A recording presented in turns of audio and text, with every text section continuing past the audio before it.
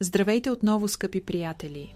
Днес искам да споделя с вас впечатленията си от глава 10 на тази удивителна книга, която продължава да ми открива нови хоризонти и да ми помага да разбера себе си по-добре. Заглавието на главата е «Спрете синдрома на бързащата жена» и мога да кажа, че това беше една от най-лично въздействащите глави за мен. Нека ви разкажа защо. Преди няколко години приятел ми препоръча книга със същото заглавие. Първата ми реакция беше: кога ще намеря време да я прочета? Иронично, нали?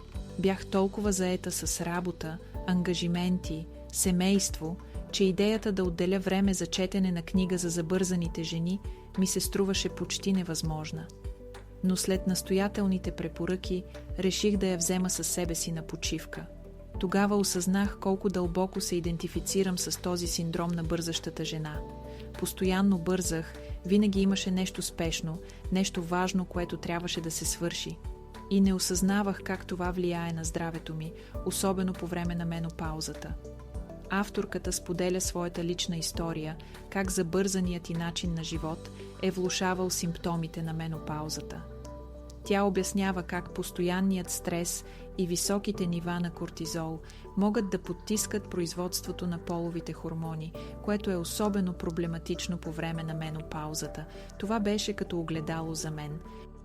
Осъзнах, че колкото и да се старая да се храня правилно, да спортувам, да следвам всички препоръки за здравословен живот, ако не намаля стреса и не забавя темпото, няма да постигна желаните резултати.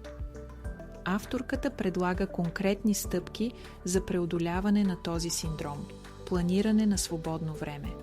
Тя насърчава да си отделим време в календара, което да е само за нас. Без ангажименти, без задължения. Просто време за почивка и презареждане. Поставяне на самогрижата на преден план. Да възстановим дейностите, които обичаме и които ни носят радост. Масажи, процедури за лице, хобита и да ги третираме като приоритети, а не като лукс. Адаптиране на физическите упражнения. Вместо да се насилваме с интензивни тренировки, да слушаме тялото си и да избираме активности, които ни карат да се чувстваме добре, йога, пилатес, разходки. Интегриране на дневна доза окситоцин.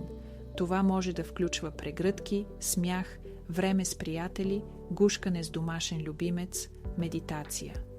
Всичко, което ни носи удоволствие и намалява стреса.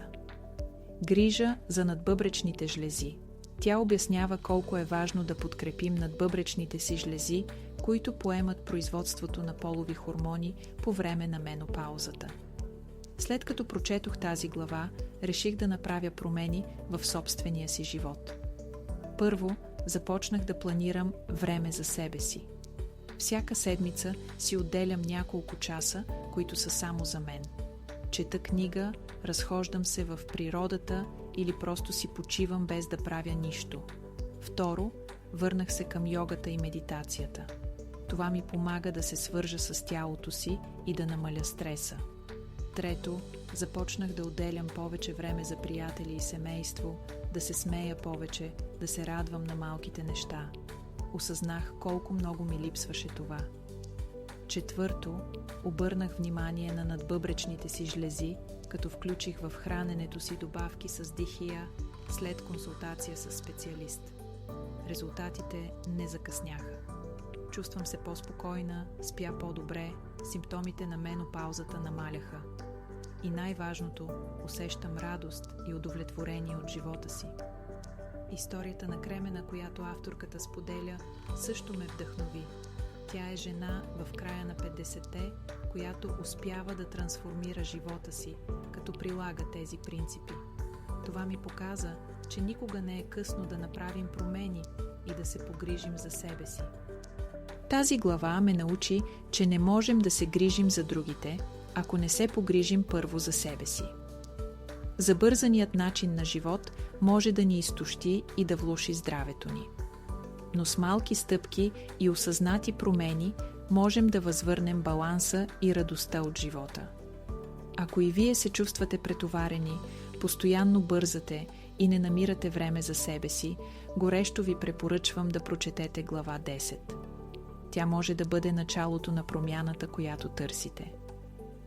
Благодаря ви, че отново споделихте това пътуване с мен. Надявам се, че моите споделяния ви вдъхновяват и ви дават смелост да направите първата стъпка към по-балансиран и щастлив живот.